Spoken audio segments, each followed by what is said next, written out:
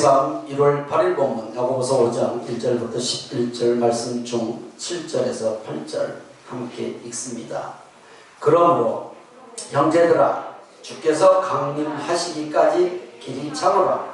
보라 농부가 땅에서 나는 귀한 열매를 바라고 길이 참아 이른 비와 늦은 비를 기다리나니 너희도 길이 참고 마음을 굳건하게 하라. 주의 강림이 가까우니라. 이는 살아계신 하나님의 말씀입니다. 아멘. 그렇습니다. 하나님 말씀은 능력입니다. 우리가 설교를 시간에 말씀을 읽을 때 믿음으로 선포하게 하시고 말씀을 듣고 우리의 마음을 두드릴 때 아멘으로 화답하는 고백 있게 하옵소서. 전하는 종이나 듣는 성도 함께 은혜되게 하실 것을 믿고 예수님의 이름으로 기도드리옵나이다. 아멘. 우리말에 인내는 쓰고 그 열매는 달다 라는 말이 있습니다.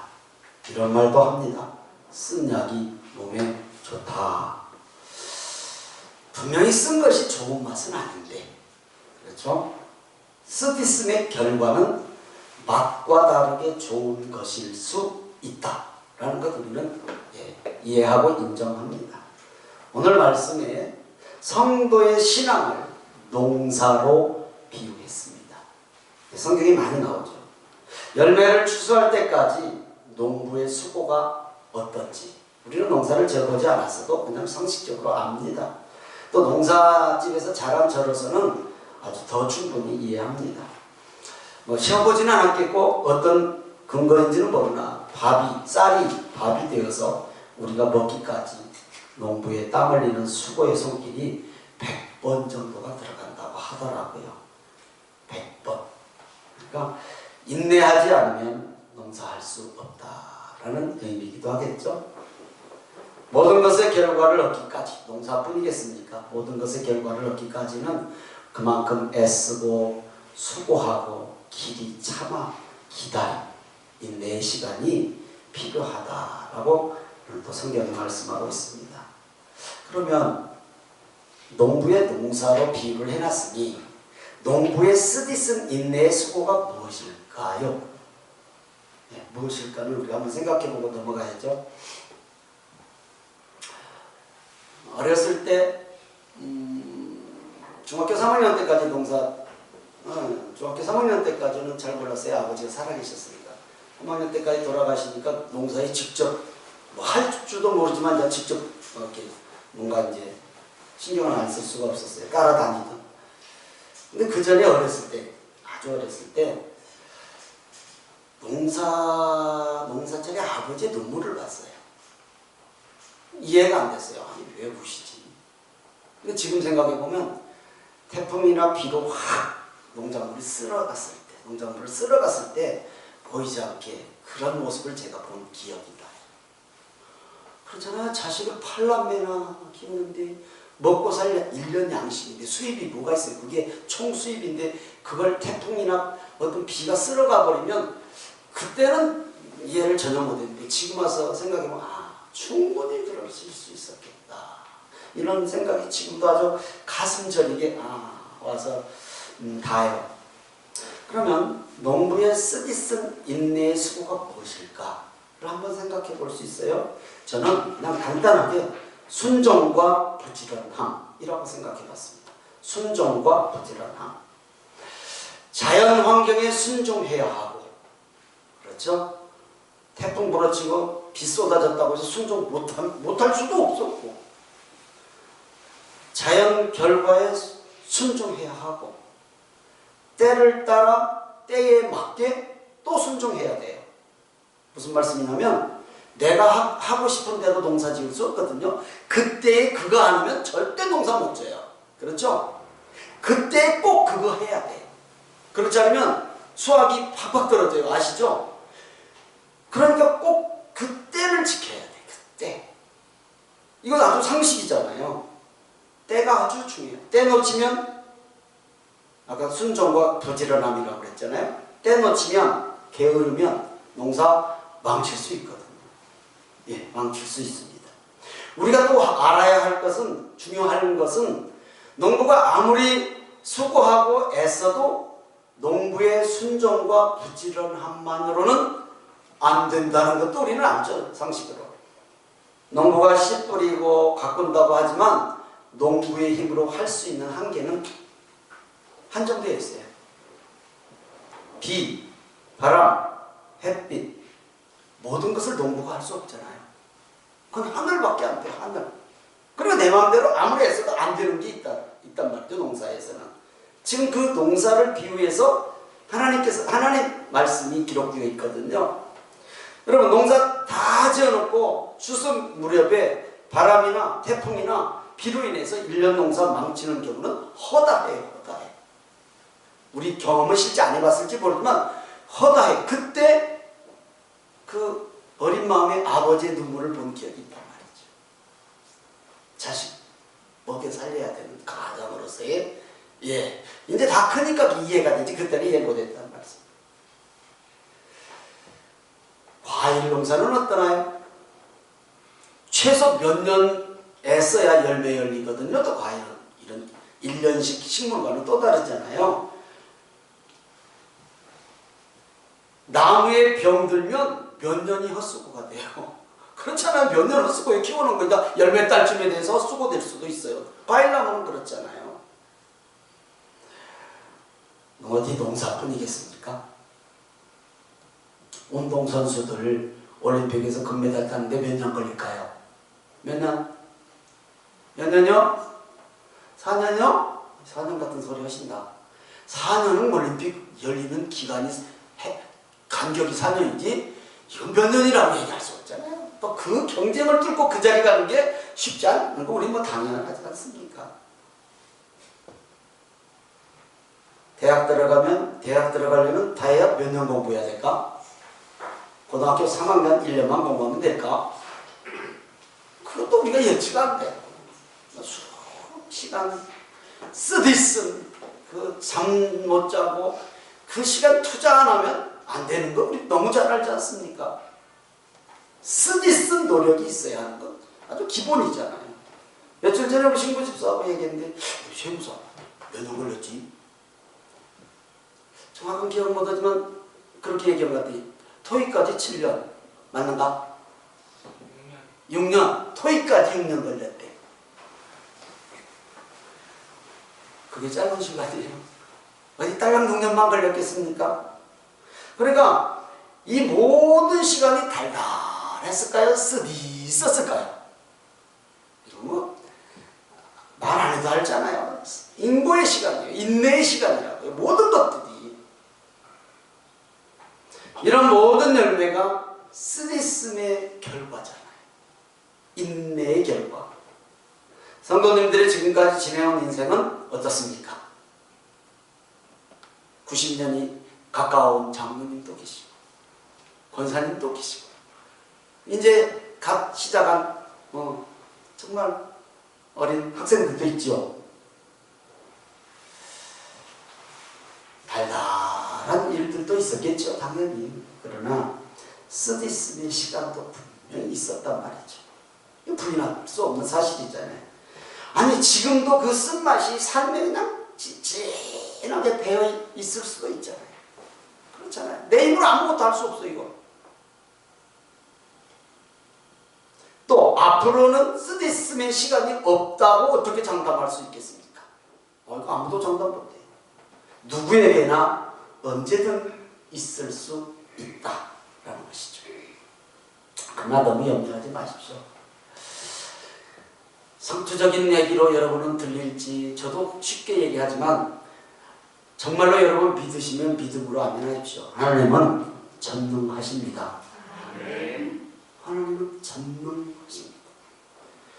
하나님이 전능하시다라는 사실이 아멘으로 여러분 할 수 있으면 화답했으면 먼저 영적인 경건한 삶에 도전해보세요. 세상의 어떤 문제를 해결하는 데 힘써야 되죠, 당연히. 그러나 그보다 우선 영적인 것을 하나님 믿으시니까, 하나님이 전능하다고 믿으신다니까 먼저 내 개인의 영적 경건한 삶에 도전해 보시란 말입니다. 등산하는 사람이 이제 촉보잡겠죠. 전문가들이 그러죠. 등산하는 사람이 길을 잊어버리면, 산에서 길을 잊어버리면 초보자들은 막 산속에서 길 찾으라고 헤매는 거겠죠. 근데 전문가들의 조언은, 경험해보진 않았지만 전문가들의 조언은 정상으로 올라가라. 높은 곳으로 올라가라. 그러면 밑에가 보이니 길을 찾을 수 있다는 거. 아주 쉬운 상식인데 다급하면, 위기에 닥치면 그 생각은 까마득하고 막 헤매다가 더 큰 낭패를 볼 수 있다는 거. 우리가 이것도 상식적으로 알 수 있지 않겠습니까? 쓰디씀의 과정을 통해서 기대하고 기도하며 인내하시면 분명히 달달할 줄 믿습니다. 아멘.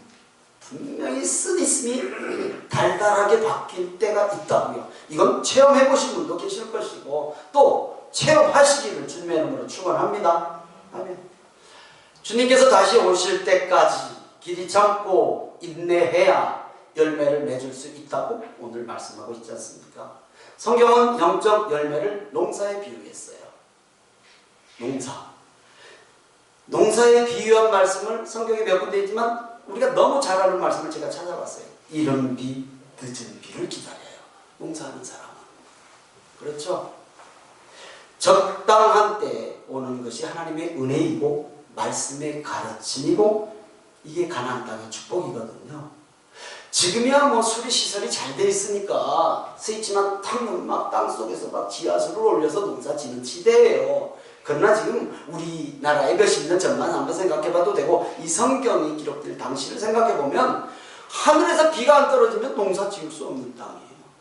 가나안 땅이고요. 가나안 땅. 근데 그걸 축복의 땅이라고, 젖과 꿀이 흐르는 땅이라고 그러거든요. 이거 틀렸어요. 세상 관점에서 보면 절대 맞지 않는 땅이에요. 왜냐하면 유대 지역은 광야거든요. 광야 지역. 물을 가두지를 못해. 비가 오면 물이 좀 가둬져야 뚝을 만들어서도 물을 장해놓지, 가둬놓고 저수지를 만들어 놓고 농사 지을 때 쓰는데 이게 광야다 보니까, 즉 모래 땅이다 보니까 비가 오면 전부 땅이 흡수해버려요. 그러면 물이 없어요. 가둘 수가 없어요. 그게 신명기 11장 11절에서 14절까지 기록되어 있죠. 같이 읽습니다. 시작. 너희가 건너가서 차지할 땅은 산과 골짜기가 있어서 하늘에서 내리는 비를 흡수하는 땅이요 내 하나님 여호와께서 돌보아 주시는 땅이라.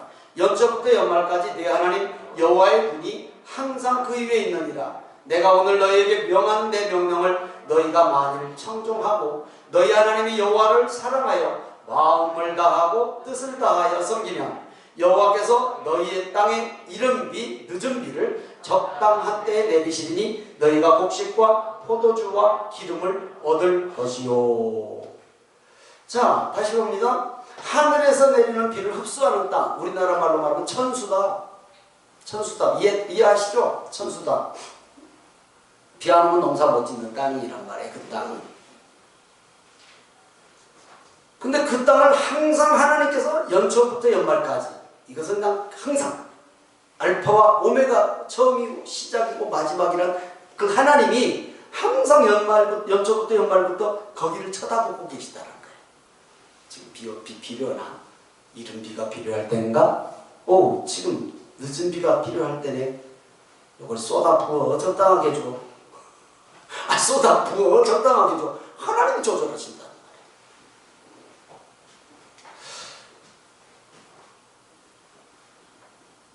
그 하나님의 눈이 거기를 돌아보고 보고 계시다라는 것.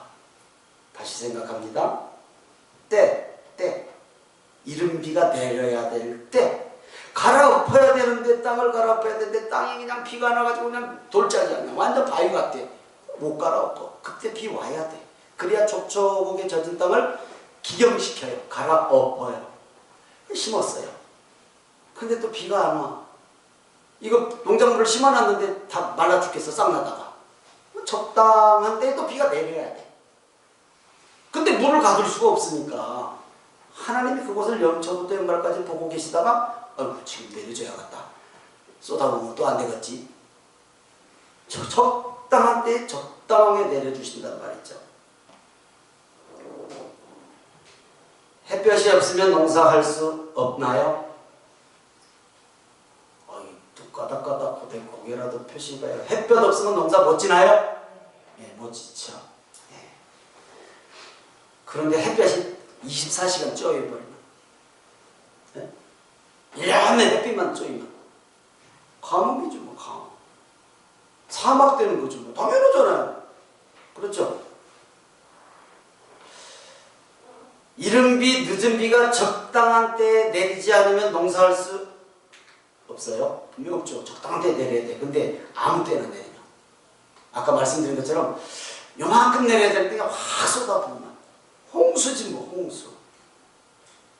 그러니까 꼭 필요한 건데 하나님이 그걸 조절 안 하시면, 조절 안 하시면 가뭄. 햇빛이 분명히 필요한데 가뭄되고, 비가 분명히 필요한데 홍수되고, 바람은요? 바람 없이 우리는 별로 못 느끼지만 바람 없이 농사가 지는, 아니, 바람이 살랑살랑 불어야 암술, 수술이 이렇게 꽃꽂이 다 되는 거 아시죠? 또 곤충들이 또 날아다니면서 벼는 바람으로 이게 되잖아요. 그래서 열매 맺잖아요. 근데 바람이 좀 세면 태풍이지 뭐, 바람 세면. 그러니까 적당한 때에 적당하게 하나님이 조절을 안 하시면 아무것도 할 수 없어요. 우리 인간의 노력은 한계가 있다는 게 아무리 애쓰고 수고해도. 분명히 좋은 것인데 때에 맞지 않거나 지나치면 오히려 유익하기보다는 해가 되고 낭패 볼 수 있다라는 것입니다. 성도는 하나님께 칭찬받기 위해서 열매를 맺어야 하는데, 열매를 맺어야 하는데 중요한 것은 뭔가? 내가 원하는 때가 아니란 말씀입니다. 내가 원하는 때는 안 된다. 주님의 때에 맺어야 돼요. 주님의 때. 이게 중요한 거예요. 내가 원하는 대로, 나 하고 싶은 대로 누가 좀 뭐 걱정해. 근데 주님이 원하시는 때라는 말이에요. 이게 중요해요. 주님의 때. 예수님이 이 땅에 언제 오실지, 오늘 말씀에 강림하실지 아무도 알 수 없기에 준비를 항상 하고 있어야 돼요. 그때는 내가 알 수 없으니까. 주님이 오시는 때, 그때 준비하지 못하면 아무 쓸모가 없어요. 쟁여놔도 쓸모가 없어요. 마가복음 11장 13절입니다. 같이 읽습니다. 시작. 멀리서 잎사귀 있는 한 무화과 나무를 보시고 혹 그 나무에 무엇이 있을까 하여 가셨더니 가서 보신즉 잎사귀 위에 아무것도 없더라. 이는 무화과의 때가 아님이라. 무슨 말씀이냐면 예수님께서 십자가를 지시러 예루살렘에 입성하셨어요. 시장하셨던 모양이죠. 배고파서 아침에 지나가시다가 무화과나무가 큰 무성한 무화과나무가 있으니까 거기 가서 무화과 열매를 좀 따서 시장길을 좀 해결하려고 갔는데 아무것도 없어. 잎사귀만 무성해. 근데 분명히 주님도 말씀하셨어요. 무화과의 때가 아닌 것 주님 아셨어요. 지금 열매 맺을 때가 아니란 말이죠. 열매는 더 있어야 맺는단 말이죠. 그런데 그때 열매를 찾으러 가셨다가 마태복음에는 저주를 해서 무화과나무가 말라버린 사건이 또 나와요. 이게 무슨 의미인가?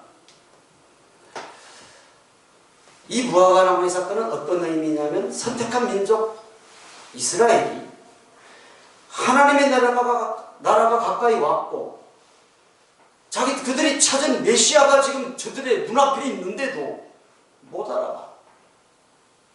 그들의 삶에 예수님이 없어. 아니, 없는 게 아니라 죽이려고 해.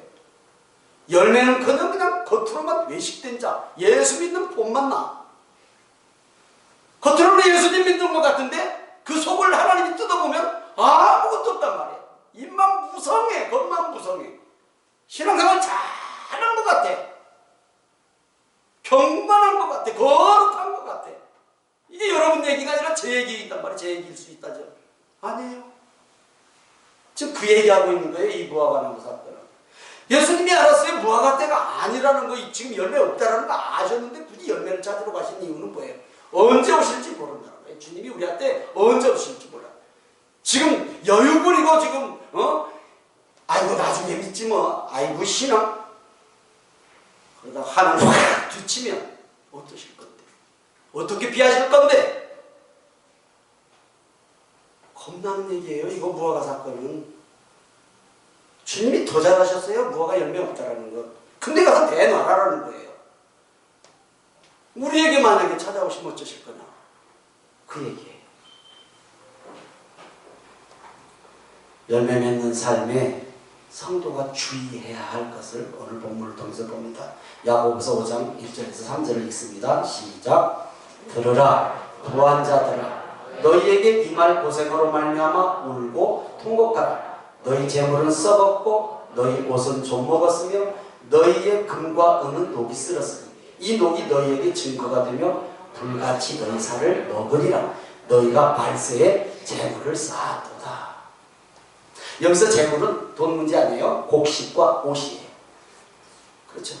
지금이야 뭐 돈이 이제 제일 가치 있다라고 생각하지만 지금 이 당시는 먹고 사는 문제가 제일 큰 거니까 재물이에요. 그리고 옷 얘기도 나오죠.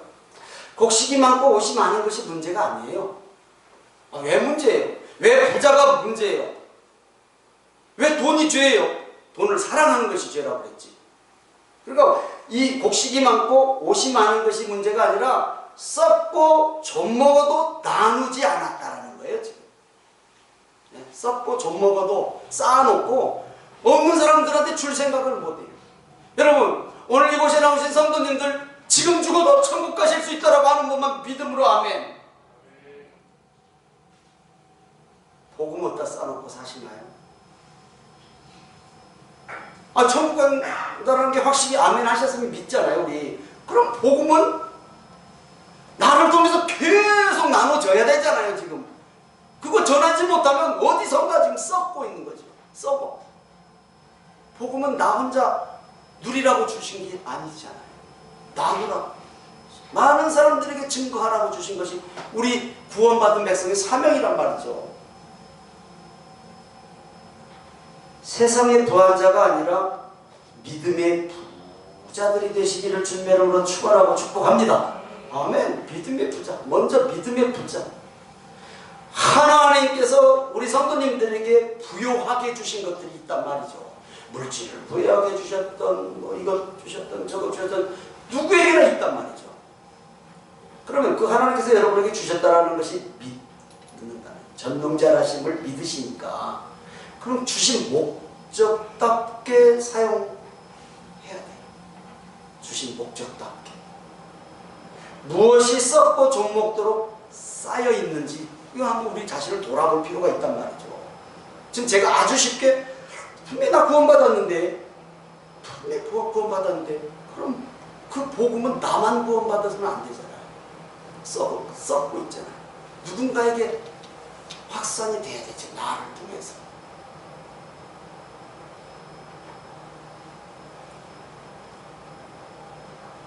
주님이 다시 오시는 날 주님께 칭찬받을 것이 무엇인지, 내가 주님이 찾으실 때 열매로 드려야 할 것이 무엇인지를 우리는 생각해 봐야 되잖아요. 당연하죠.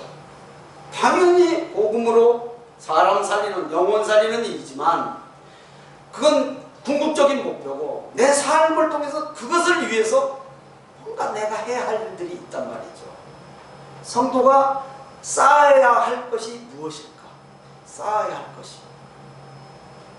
야고보서 말씀을 통해서 보면 딱 정리가 되어요. 믿음 이꼬르 뭐죠? 믿음 이꼬르 행함 이꼬르 예? 행함 이꼬르 사람 살리는 것이 전부예요. 행함이 뭐예요? 행함이 믿음과 행함이 떨어질 수 없는데, 그렇죠? 야고보서에서는 행함을 주장하거든요. 믿음 있으면 당연히 행한다. 행함이 없는 믿음은 죽은 믿음이다 이렇게 얘기했잖아요. 그럼 그 지금 행함이 뭔 행함이냐고요?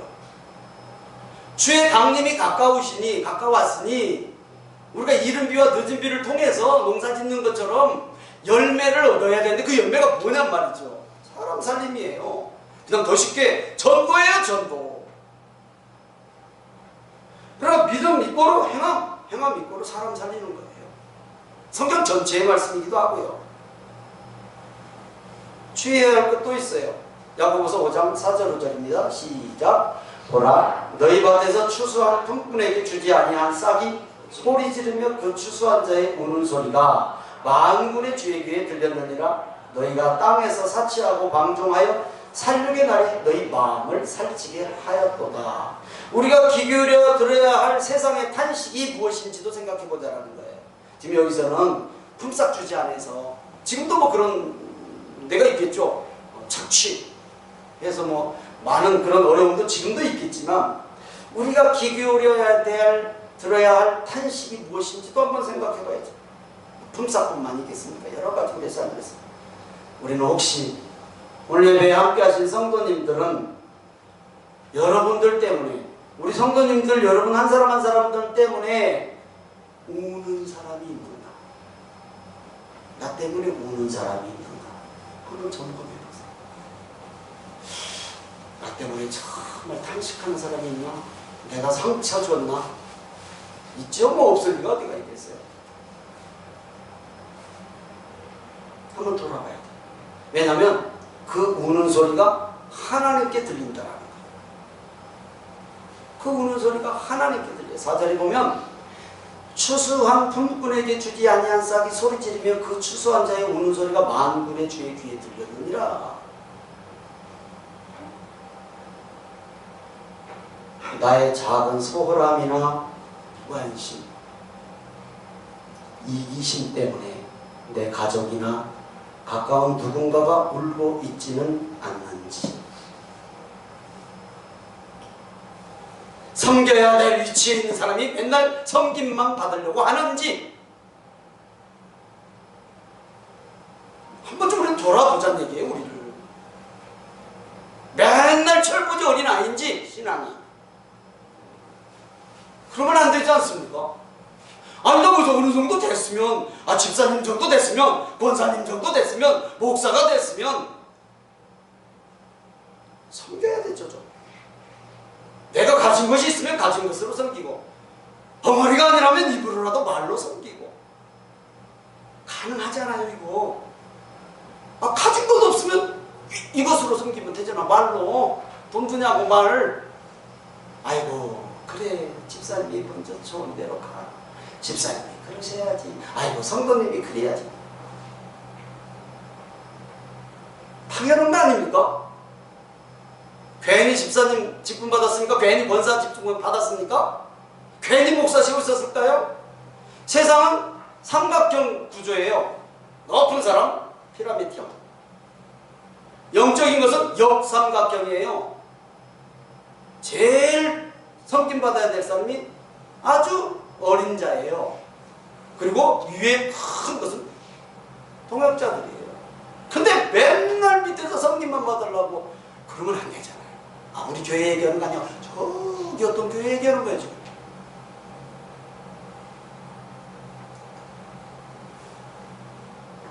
혹시 나 때문에 탄식 소리, 정말 아파하는 사람, 우는 소리가 있는가를 들을 줄 알아야 돼요. 우리는 재물뿐만이 아니라 권력도, 인기도, 명예도, 지식도, 우리에게 주신 은사도, 심지어 건강도 옳게 사용하지 못하면, 오늘 이 말씀에 보니까 5절에 보니까 5절 보세요. 너희가 땅에서 사치하고 방종하여 살육의 날에 너희 마음을 살찌게 하였다. 비만. 이 비만은 건강에도 안 좋아요. 그렇잖아요. 비만은 건강에도 안 좋잖아요. 이게 재물뿐만이 아니라 모든 우리가 가지고 있는 건강까지도 내가 지금 비만인가?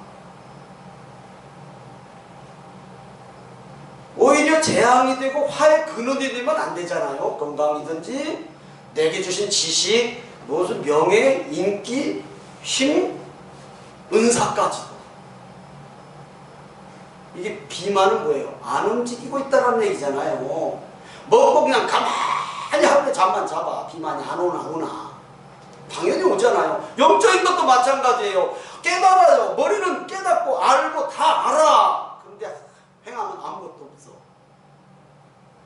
입술은 믿는다고 참 말은 잘하는데 행함이 전혀 안 들어가요. 영적 비만이죠. 당연히 영적 비만. 이거 살육의 날에 재림 때 나타난다. 야고보서는 말씀합니다. 5장 9절 10절입니다. 시작. 형제들아 서로 원망하지 말라. 그리하여야 심판을 면하리라. 보라 심판주가 문 밖에 서 계시니라. 형제들아 주의 이름으로 말한 선지자들을 고난과 오래 참음의 본으로 삼으라.